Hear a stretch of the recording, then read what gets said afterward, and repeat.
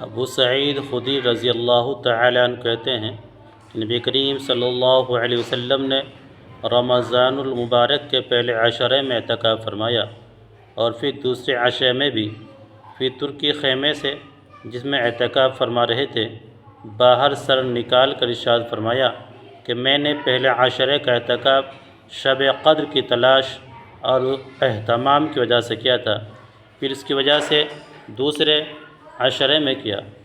پھر مجھے کسی بتلانے والے یعنی فرشتے نے بتلایا کہ وہ رات اخیر عشرے میں ہے، لہذا جو لوگ میرے ساتھ اعتکاف کر رہے ہیں وہ اخیر عشرے کا بھی اعتکاف کریں۔ مجھے یہ رات دکھلا دی گئی تھی پھر بھلا دی گئی، اس کی علامت یہ ہے کہ میں نے اپنے آپ کو اس رات کے بعد کی صبح میں کیچڑ میں سجدے کرتے دیکھا، لہذا اب اس کو اخیر عشرے کی راتوں میں تلاش کرو۔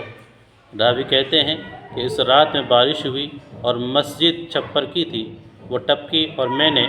اپنے آنکھوں سے نبی کریم صلی اللہ علیہ وسلم کی پیشانی مبارک پر کیچڑ کا اثر 21 کی صبح کو دیکھا۔ نبی کریم صلی اللہ علیہ وسلم کی عادت شریفہ اعتکاف کی ہمیشہ رہی ہے۔